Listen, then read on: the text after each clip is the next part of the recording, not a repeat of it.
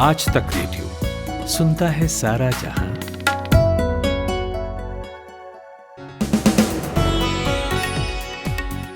नमस्कार, आदाब। आज तक रेडियो पर यह है इवनिंग पॉडकास्ट दिन भर। तारीख 6 दिसंबर, दिन सोमवार। मेरा नाम जमशेद कमर सिद्दीकी।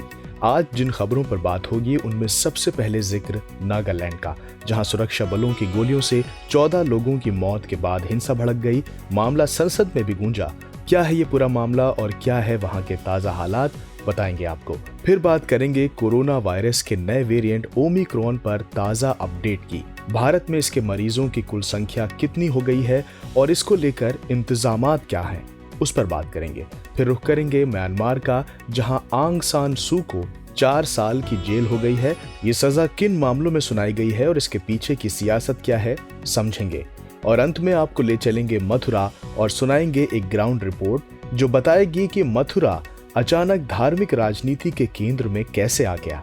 लेकिन उससे पहले चलते हैं खुशबू के पास और सुनते हैं 60 सेकंड्स हेडलाइंस। दिल्ली के हैदराबाद हाउस में पीएम मोदी से मुलाकात के बाद बोले रूसी राष्ट्रपति पुतिन, ट्रेड में हो रही है बढ़ोतरी। नागालैंड पर संसद में गृह मंत्री अमित शाह ने कहा, गलत पहचान की वजह से हुई फायरिंग।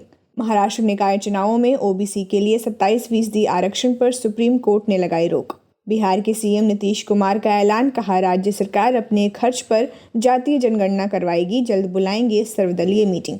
पंजाब विधानसभा चुनाव के मद्देनजर कांग्रेस ने अजय माकन को स्क्रीनिंग कमेटी, अंबिका सोनी को चुनाव समन्वय समिति का बनाया अध्यक्ष।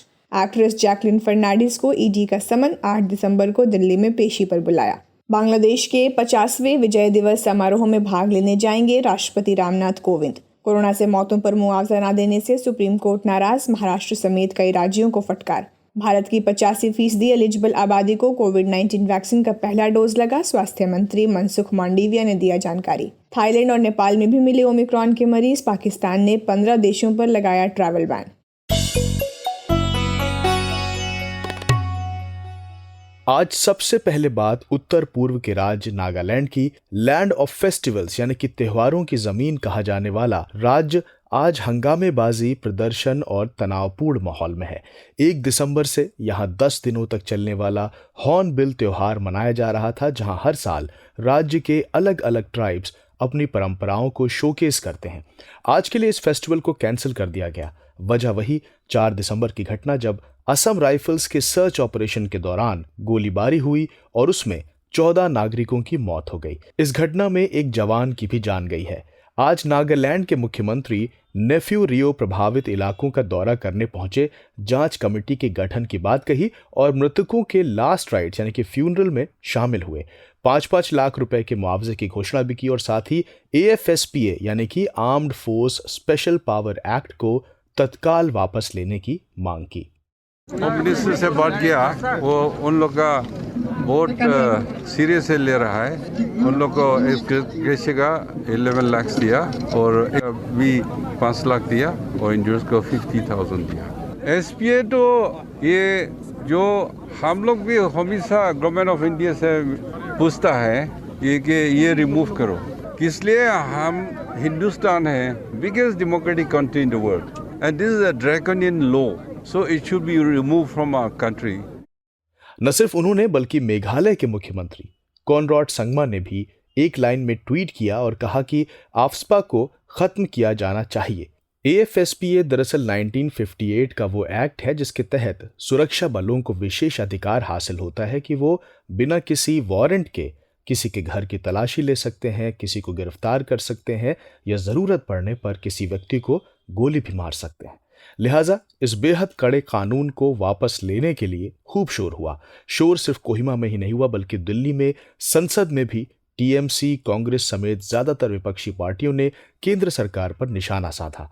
कलियाबोर में कांग्रेस के सांसद गौरव गोगोई ने कहा कि वो इस घटना की निंदा करते हैं और ये समझ से परे है कि कैसे निहत्थे लोगों और मजदूरों को कोई कट्टर उग्रवादी समझकर गोली चला देता है। तो जैसा कल ही से मांग थी कि इस मुद्दे पर गृहमंत्री बोलें और सदन को पूरी घटना से अवगत कराएं, लिहाजा गृहमंत्री अमित शाह लोकसभा में बोलने आए, संवेदना प्रकट की और घटना के बारे में पूरी जानकारी दी। The killing of unarmed civilians is highly condemnable. And at this juncture, I appeal for peace from all sections of society.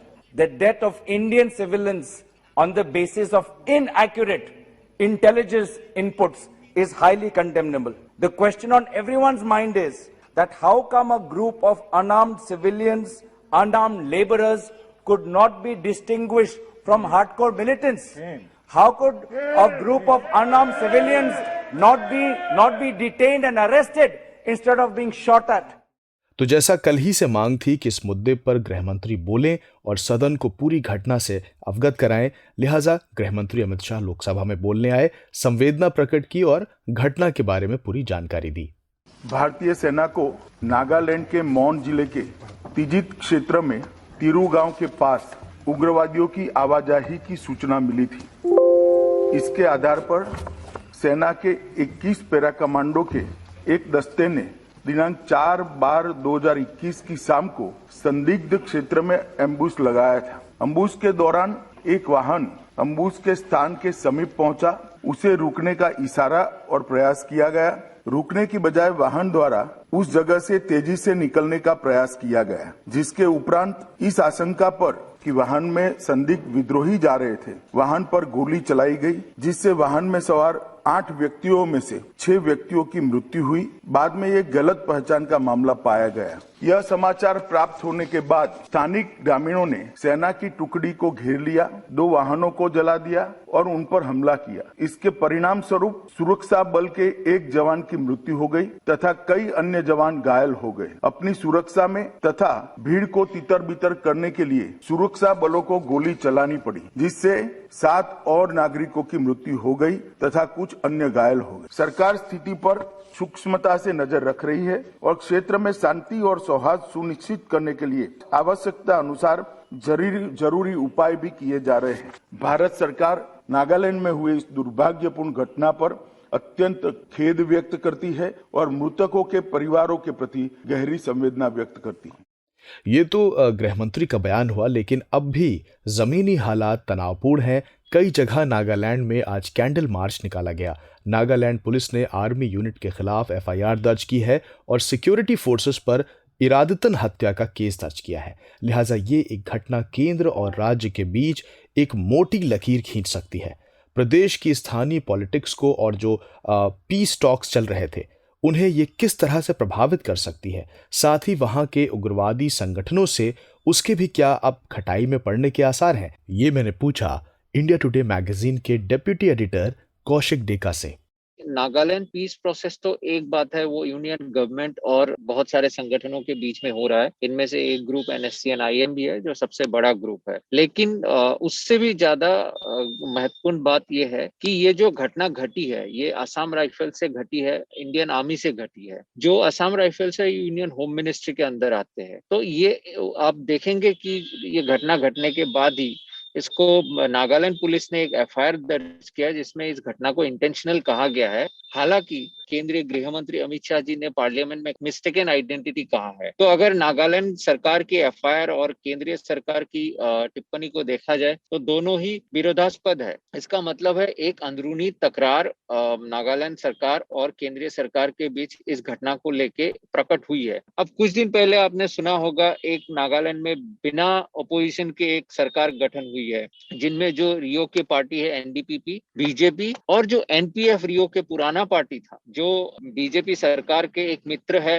Nagaland में भी और मणिपुर में भी, वो पार्टी फिर से नागालैंड सरकार के साथ मिल गए। तो इससे क्या हुआ है, रियो का शक्ति बढ़ गया है क्योंकि उनके पास अभी NDPP है और NPF का भी सपोर्ट है और बीजेपी का रेलेवेंस स्टेट में कम हो गया है। इस बात को लेके NDPP के रियो और बीजेपी लीडरशिप के बीच में टकरार है और आगे बढ़ने की संभावना है, क्योंकि अभी जो घटना घटी है बहुत ही अनफॉर्चुनेट घटना है। इस घटना को लेके पॉलिटिक्स और गरमाएंगे और दोनों ही पार्टी के NDPP और बीजेपी दोनों के बीच में टकरार बढ़ने की संभावना है, क्योंकि बीजेपी भी कोशिश करेंगे कि इस घटना के आलम पे एनपीएफ को ज्यादा सपोर्ट देके रियो के सरकार को थोड़ा कमजोर करने की कोशिश करेंगे। सबसे अहम बात ये भी है कि जो पीस अकॉर्ड की बात हमने सबसे पहले की थी, तो उस पीस अकॉर्ड में अभी किस तरह की प्रगति होंगे, क्योंकि काफी दिनों से वो अटका हुआ है दो बातों पे, संविधान पे और जो एक फ्लैग के ऊपर, वो भी अटकने की संभावना है, क्योंकि इस तरह की घटनाओं से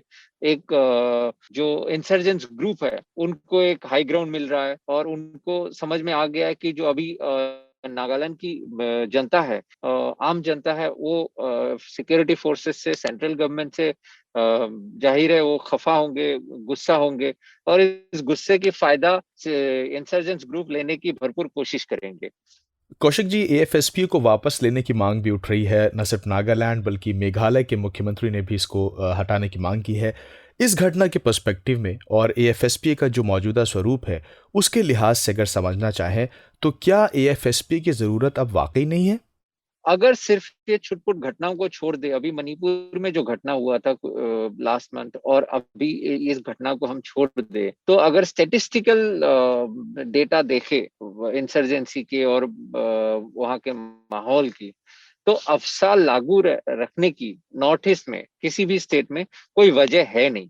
अगर हम सिर्फ स्टैटिस्टिकल डेटा पे जाए और वहाँ के जो पॉलिटिकल सोशल एनवायरनमेंट भी अभी जिस तरह से आगे बढ़ रहे हैं, नॉर्थ ईस्ट और मेन स्ट्रीम के बीच जो कनेक्ट बढ़ रहे हैं, अफसा को रखने की कोई वजह है नहीं। तो अफसा रिपील करने की जो मांग है वो काफी दिनों से चल रहे हैं और आगे भी चलेंगे। ये बात ध्यान में रखना चाहिए कि जो केंद्रीय सरकार है वो वहाँ के जमीनी परिस्थिति पे थोड़ा ध्यान दे और आपस में civil society groups, political power centres सभी को मिलके एक ऐसे रास्ता अपनाना चाहिए जिसमें अफसा जैसे ड्रैकोनियन लॉ की कोई जगह ही ना बचे। और इसमें जरूरत इस बात की मानना पड़ेगा कि अफसा की वजह से बहुत हद तक जो इंसर्जेंसी है उस एरिया में कम भी हुए, लेकिन अब जब कम हो गए और एक तरह की जो मैंने पहले मेंशन किया कि जो मेन स्ट्रीम और नॉर्थ ईस्टर्न लोगों के बीच में जो कम्युनिकेशन नए जमाने में, इंटरनेट के जमाने में, सोशल मीडिया के जमाने में बढ़ रहे हैं, ऐसे सिचुएशन में वो दूरी जैसे जैसे घटते जाएंगे वैसे वैसे ही जो इंसर्जेंसी के रूट कॉजेस है वो खत्म होते जाएंगे और जैसे वो खत्म हो जाएंगे ऐसे ड्रैकोनियन लॉ की कोई जरूरत ही नहीं रहेंगे। और क्योंकि इसकी बहुत सारे मिसयूजेस की घटना पहले घट चुकी है और अभी देखिए ये घटना फिर से हो गई है। अफसा जैसे लॉ से ये भी होता है कि कई दफा सिक्योरिटी फोर्सेस को मन में ये होता है कि हमारे पास एक इम्यूनिटी है, तो कोई गलती भी हो जाए तो कोई परवाह नहीं। तो इस तरह की बातें होना नहीं चाहिए। सबसे अहम बात है, लीगल बातों से भी जरूरी है कि एक तरह की कम्युनिकेशन बढ़ाया जाए नॉर्थ ईस्टर्न लोगों के बीच में और जो मेन स्ट्रीम के लोग हैं आपस में एक दूसरे के पर्सपेक्टिव को समझे और कम्युनिकेशन हर तरह के हर स्तर पे बढ़ाया जाए। बहुत बहुत शुक्रिया हमसे बात करने के लिए, कौशिक डेका।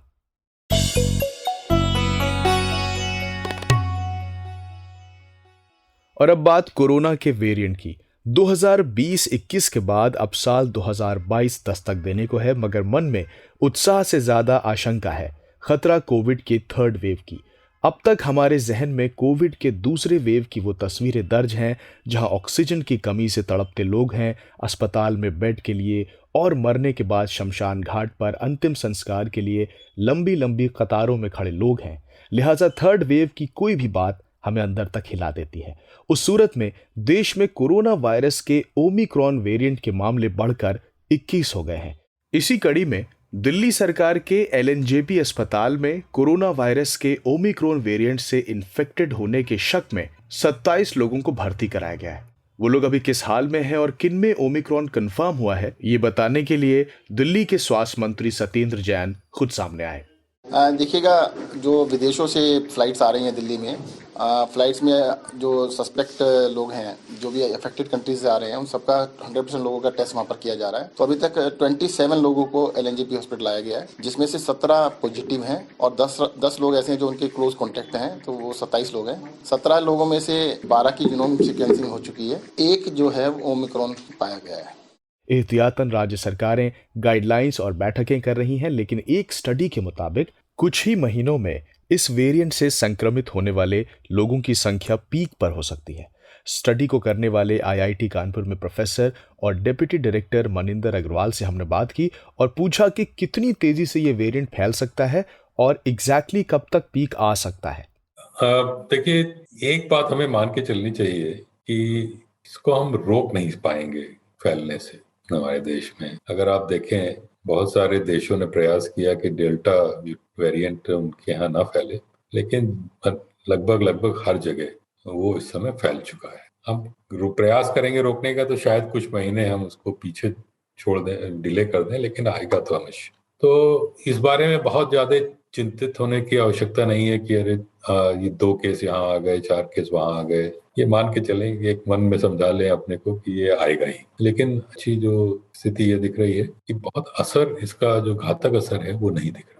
हमारा अभी का आकलन ये है, फिर मैं ये बात स्पष्ट करूंगा कि आकलन पार्शियल इंफॉर्मेशन पे आधारित है, तो जैसे शायद हफ्ते 2 हफ्ते के बाद हम और अच्छे से आकलन कर पाएंगे। लेकिन अभी का आकलन ये बताता है कि अगले साल के शुरू में अपने उच्चतम स्तर पे देश में इसकी संख्या शायद 1 लाख से 1.5 लाख के बीच में जा सकती है, और वो तब जबकि कोई प्रयास न किए जाएं इसको बढ़ने से रोकने के लिए, जिसका मतलब कि रेस्ट्रिक्शंस, लॉकडाउन कुछ ना लगे। लेकिन जो मेरा अंदाज है कि जैसे जैसे संख्या बढ़ेगी, थोड़ा बहुत रेस्ट्रिक्शन हर जगह लगने लगेंगे, तो शायद पीक उतना भी ना पहुंच पाए, 1 लाख भी ना पहुंच पाए, उससे कम ही रह जाए। चुनाव भी कई राज्यों में है, खासकर उत्तर प्रदेश जैसे बड़े राज्य में। क्या सावधानियां बरतने की जरूरत है?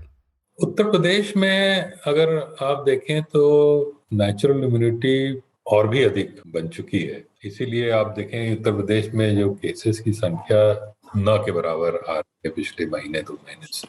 इसका फायदा हमें मिलेगा किसी भी नए इस तरह के ओमिक्रॉन या जो भी आता है, क्योंकि इम्यूनिटी बहुत बड़ी मात्रा में है प्रदेश में, तो ये संक्रमण बहुत अधिक फैलने की संभावना नहीं दिख रही।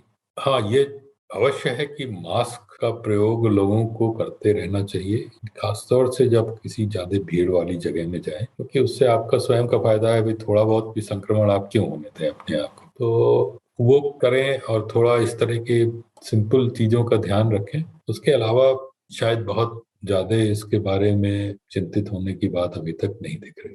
बहुत बहुत शुक्रिया हमसे बात करने के लिए, मनिंदर अग्रवाल। और अब चलते हैं म्यांमार, जहां सैन्य तख्ता पलट के बाद राजनीतिक उठापटक का दौर जारी है। आज खबर आई है कि म्यांमार की एक अदालत ने नेता आंग सान सू को सेना के खिलाफ लोगों को भड़काने और कोविड नियमों का उल्लंघन करने के लिए 4 साल की जेल की सजा सुनाई है। दरअसल म्यांमार में तख्ता पलट के बाद से ही सू सेना के इस कृत्य पर काफी मुखर रही थी। लगातार पब्लिक मीटिंग्स करके लोगों के साथ इंटरेक्शन में सेना के तख्ता पलट के खिलाफ लोगों को एकजुट करने की कोशिश में थी। इससे पहले अदालत को पिछले हफ्ते ही ये फैसला सुनाना था, लेकिन एक अतिरिक्त गवाह को गवाही देने की अनुमति देने की वजह से अदालत की कार्रवाई स्थगित कर दी गई थी। 76 साल की नोबेल पुरस्कार विजेता आंग सान सू पर भ्रष्टाचार सहित कई अन्य आरोपों में भी मुकदमे चल रहे हैं। बहरहाल चलते हैं जेएनयू के एशियन स्टडीज के प्रोफेसर संजय भारद्वाज के पास और उनसे बात करते हैं म्यांमार के इस घटनाक्रम पर। संजय जी, आंग सान सू को आज 4 साल की सजा हो गई है। उनकी प्रोफाइल पर अगर बात की जाए तो म्यांमार की राजनीति में उनका असर किस तरह से रहा है और म्यांमार की अभी ताजा स्थिति कैसी है? जो मोटे तौर पे देखते हैं कि म्यांमार में जो लोकतंत्र के लिए आंग सान सू की कई दशकों से लड़ती रही है। अभी हाल ही में उनको जब से उनका जो 2-3 महत्वपूर्ण इनिशिएटिव्स रहे, खासकर अभी जब डेमोक्रेटिकली वो पॉपुलर होने लगी तो उनको मिलिट्री जुनेटा ने फरवरी 2021 में कू के माध्यम से वहां की जो इलेक्टेड सरकार है उसको बर्खास्त कर दिया, और जो उनके को डिफेंडेंट है विन मिंट, उनको जो कि फॉर्मर प्रेसिडेंट रहे हैं म्यांमार के, उनको भी इनके साथ में 4 साल की सजा सुना दी गई। जो 4 साल की सजा सुनाई है वो बहुत कोई सीरियस एलिगेशंस नहीं है। उनको कोविड प्रोटोकॉल को वायलेट करने का, या फिर आप ये कहिए कि जो भीड़ को इंस्टिगेट करने के आरोप में 4 साल की सजा सुनाई गई है। इसको अंतर्राष्ट्रीय कम्युनिटी क्रिटिसाइज करती है और जो प्रो डेमोक्रेटिक पीपल हैं वर्ल्ड वाइड सभी इस बात को क्रिटिसाइज करता है। मिलिट्री यूनिटा का जो अपना इंटरेस्ट है उसको फुलफिल करने के लिए वो वहाँ की लोकतांत्रिक ताकतों को दबा रही है। संजय जी, आपने जिक्र किया सैन्य बलों की मनमानी का, तो म्यांमार में सैन्य शासन का इतिहास क्या रहा है? देखिए, म्यांमार में बेसिकली ये कहिए कि जो प्रेटोरियन और जो मिलिट्री यूनिटा है वो काफी समय से अपना दबदबा बनाना चाहती है। इनका स्ट्रगल जो आंग सान सू की के पिता थे उनके साथ भी काफी कुछ हद तक स्ट्रगल रहा। मिलिट्री यूनिटा अपनी ताकत के आधार पे म्यांमार में शासन करना चाहती है और इसी ताकत के आधार पे उन्होंने आंग सान सू की को पहले भी जेल में लगभग 20 साल बंद रखा और दोबारा उनको अपॉर्चुनिटी मिला, जिसमें खासकर जो 2015 में एक लैंडस्लाइड विक्ट्री मिली उसकी सरकार को 2021 में उस टॉपल करके ये कहा गया कि जो जनरल इलेक्शन म्यांमार में हुए हैं वो फ्रॉड इलेक्शन हुए हैं, उसमें फ्रॉड वोटिंग हुई है, उसके आधार पे उन्होंने कू किया और कू करके सत्ता पे दोबारा से काबिज हो गए। अब लोकतांत्रिक ताकतों को डिमोरलाइज करने के लिए फॉल्स एलिगेशंस उन पे लगाए जा रहे हैं और ताकि वो लंबे समय तक सत्ता में काबिज हो सके। एक उनके स्पोक्स पर्सन ने कहा है कि व्यवस्था इस तरीके से की जा रही है कि मैं आंग सान सू की को 104 साल तक के लगभग की सजा दे दी जाए ताकि वो कभी भी मिलिट्री यूनिटा के खिलाफ कोई ताकतें खड़ी ना हो सके। और ये बात निश्चित रूप से है कि जो अंतर्राष्ट्रीय जो डिक्टेटोरियल रिजीम्स हैं, जो कंट्रीज हैं, उनका मिलिट्री यूनिटा को प्रत्यक्ष अप्रत्यक्ष रूप से सहयोग है। संजय जी, एक और सवाल कि म्यांमार में मिलिट्री शासन भी हो फिर भी भारत को कोई तकलीफ नहीं होती है, इसकी क्या वजह है? देखिए, ये बात कहना सत्य नहीं होगा कि जो म्यांमार में मिलिट्री यूनिटा सरकार है, डिक्टेटोरियल रिजीम है, उससे भारत को तकलीफ नहीं होती है, ऐसा नहीं है। भारत हमेशा से डेमोक्रेसी और प्रो लिबरल डेमोक्रेटिक फोर्सेस को सपोर्ट करता रहा है। आंग सान सू की के लिए भी भारत ने कई बार आवाज उठाई, लेकिन चूंकि जो जियो पॉलिटिक्स है, जो जियो स्ट्रेटेजिक लोकेशन है म्यांमार का, वो भारत को म्यांमार के साथ संबंध अच्छे रखने के लिए मजबूर करता है, क्योंकि पिछले कुछ सालों से हम देख रहे हैं कि म्यांमार में चाइना का प्रभुत्व बढ़ता जा रहा है। मिलिट्री यूनिटा को चाइना का समर्थन है। चाइना डिफरेंट प्रोजेक्ट्स के माध्यम से म्यांमार में अपनी मौजूदगी बढ़ा रहा है, खासकर जो चाइना म्यांमार इकोनॉमिक कॉरिडोर है या आप ये कहिए कि जो एनर्जी सेक्टर है उसमें एनर्जी सप्लाई को मजबूत करने के लिए या बाकी जो दूसरे प्रोजेक्ट्स हैं उसके माध्यम से चाइना वहां पे अपना राजनीतिक और आर्थिक हितों की भरपाई के लिए मिलिट्री यूनिटा को समर्थन करता जा रहा है, जिससे भारत का जो दक्षिणी पूर्वी एशिया के साथ संबंध बनाने का एक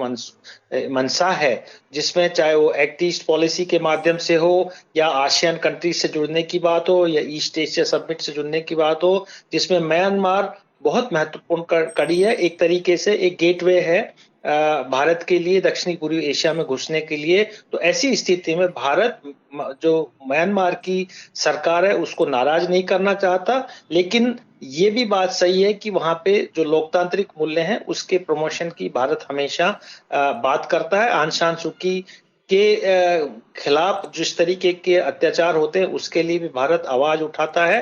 तो बात पूर्णतः सत्य नहीं है कि भारत मिलिट्री यूनिटा से पूरी तरह से कम से कम लोग राजनीतिक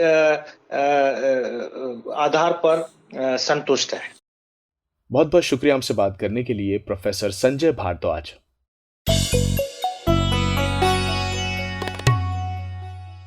आज की तारीख को आप दो तरह से याद कर सकते हैं। पहला है बाबा साहब भीमराव अंबेडकर की पुण्यतिथि के तौर पर और दूसरा है साल 1992 में हुए बाबरी विध्वंस के तौर पर। आपको याद होगा कि पिछले साल अयोध्या में राम मंदिर की आधारशिला रखी गई, लेकिन इसके बाद एक नए मामले ने राजनीतिक तूल पकड़ लिया और वो मामला था मथुरा में कृष्ण जन्मभूमि का। दरअसल हिंदू संगठनों का कहना है कि साल 1669 में औरंगजेब ने मथुरा के श्री कृष्ण मंदिर को तुड़वा दिया था और इसके एक हिस्से में ईदगाह को बनवाया था। अब इसी ईदगाह को हटाने के लिए कोर्ट में हिंदू पक्ष की ओर से केस दाखिल किया गया, जिसकी अगली सुनवाई 15 फरवरी को है। लेकिन अदालती कार्रवाई के बीच अचानक से इस मामले ने एक अलग मोड़ ले लिया। हुआ यूं कि पिछले महीने अखिल भारतीय हिंदू महासभा की अध्यक्ष राजश्री चौधरी के एक बयान ने सरकार और प्रशासन को अलर्ट कर दिया, जिसको लेकर आज मथुरा, काशी, अयोध्या में अलर्ट जारी कर दिया गया था। साथ ही मथुरा में धारा 144 लगा दी गई थी। तो इन तमाम विवाद और सुरक्षा के बीच आज मथुरा का दिन कैसा रहा और क्या घटनाएं घटी मथुरा में, पूछा मैंने इंडिया टुडे टीवी के national affairs editor Rahul Shrivastava से।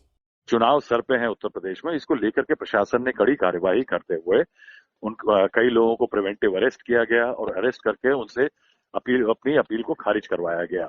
इसके अलावा एक 3 लेयर की सिक्योरिटी मथुरा में जो परिसर है कृष्ण जन्मस्थान और मस्जिद का, उसके चारों तरफ 3 लेयर की सिक्योरिटी लगाई गई।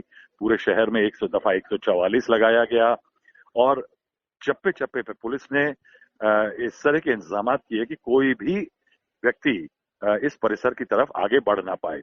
कुल मिलाकर के दिन बिल्कुल शांति से बीता। जितने भी ग्रुप्स जिन्होंने आह्वान किया था उनमें से कोई भी मंदिर तक नहीं पहुंच पाया। और मथुरा में हालांकि आज पूरे दिन मंदिर और गलियां सुनी रही, तमाम बाजार बंद रहे, क्योंकि हर एक मथुरावासी को अंदेशा था कि कहीं कुछ गलत हुआ तो उनको परेशानी का सबब बनेगा। लेकिन पूरे दिन शांति से बीत गया। हालांकि सुरक्षा बहुत ही ज्यादा कड़ी रही। इतनी सुरक्षा थी कि आप ये समझिए कि एडीजी जो आगरा जोन है राजीव कृष्ण और एसएसपी जहां के जो गौरव ग्रोवर, डीएम नवीन चहल पूरे दिन वो गश्त लगाते रहे मथुरा शहर के अंदर। ये देखते रहे कि जो हाईवे से आने वाले रास्ते हैं उनसे कोई ऐसा व्यक्ति ना आ सके जो कि यहाँ पे आकर के अमन को खराब कर सके। राहुल जी, मथुरा अचानक से सियासत के केंद्र में कैसे आ गया है? ये पूरा मामला क्या है? देखिए, मथुरा में करीब 4 संगठनों ने एक आह्वान किया था कि वो 6 दिसंबर के दिन, जिस दिन बाबरी मस्जिद ढाई गई थी, उस दिन मथुरा के जो एक परिसर है जिसमें कृष्ण जन्मस्थान और शाही ईदगाह मस्जिद एक साथ है, वो ईदगाह में जाकर के चाहते थे कि वहां तक मार्च करेंगे और वहां तक जाकर के जलाभिषेक करके लड्डू गोपाल, जो कि कृष्ण जी का छोटे कृष्ण की मूर्ति होती है, उसको वहां विराजित करेंगे। क्योंकि उनका कहना है कि यहाँ पे किसी समय पे एक कारागार होता था जिसमें भगवान कृष्ण का जन्म हुआ था। जबकि 1991 में जो कानून बना था केंद्र सरकार के द्वारा, प्लेसेस ऑफ वर्शिप एक्ट, उसके तहत ये कहा गया था कि अयोध्या को छोड़ के उसके अलावा जितने भी विवादित स्थल हैं वहां पे यथास्थिति बनी रहेगी 15 अगस्त 1947 को जो थी, यानी जहां जो मंदिर या मस्जिद खड़ा है वो वहीं रहेगा। इसमें यानी काशी विश्वनाथ और का मंदिर और ये अयोध्या मथुरा का मंदिर शामिल थे। उसके बावजूद उत्तर प्रदेश में ये कई दशकों से ये प्रथा बन गई है कि उत्तर प्रदेश में जो वोट होता है वो विकास या इन तमाम मुद्दों पे नहीं लिया जाता, वो इमोटिव अपील्स यानी दिल के मामले जो होते हैं, यानी धर्म हुआ, जाति हुआ, इन सब पे वोट लिया जाता है। और कई संगठनों ने पिछले कई सालों में, जिनमें बीजेपी अग्रणी है, उन्होंने पोलराइजेशन का उनको काफी फायदा हुआ है। पहले राम जन्मभूमि मंदिर का मामला था, उसके बाद 2014 से लेकर के मुजफ्फरनगर के दंगों को लेकर के 2017 में और 19 में बीजेपी को अच्छी सफलता मिली। और इस बार अंदेशा यही था कि जब ये इन संगठनों ने कॉल की थी कि कहीं ऐसा तो नहीं ये शुरुआत की जा रही है कि जिस तरह से किसी समय अयोध्या का आंदोलन शुरू किया गया था राम मंदिर के लिए, एक बार कृष्ण मंदिर के नाम पर पे एक आंदोलन शुरू किया जाए। अयोध्या के मामले में बाबर का नाम आता था कि उन्होंने राम का मंदिर गिराया था अयोध्या में, जबकि इधर कहा गया है कि जो औरंगजेब थे, मुगल बादशाह थे, उन्होंने यहाँ पे मंदिर को तोड़वा करके मस्जिद का निर्माण कराया था। कुल मिलाकर के ये आशंका थी कि इसका राजनीतिक इस्तेमाल किया जा सकता है। बहुत बहुत शुक्रिया हमसे बात करने के लिए राहुल श्रीवास्तव। तो इसी खबर के साथ वक्त आ गया है दिन भर को यहीं खत्म करने का। कैसा लगा आपको हमारा ये पॉडकास्ट, हमें जरूर बताइएगा। हमारा पता है radio@aajtak.com। आप हमें व्हाट्सएप पर वॉइस नोट भी भेज सकते हैं। हमारा नंबर है 9953323303। नंबर एक बार फिर 9953323303। इस पॉडकास्ट के प्रोड्यूसर हैं शुभम तिवारी और साउंड मिक्सिंग की है कपिल देव सिंह ने।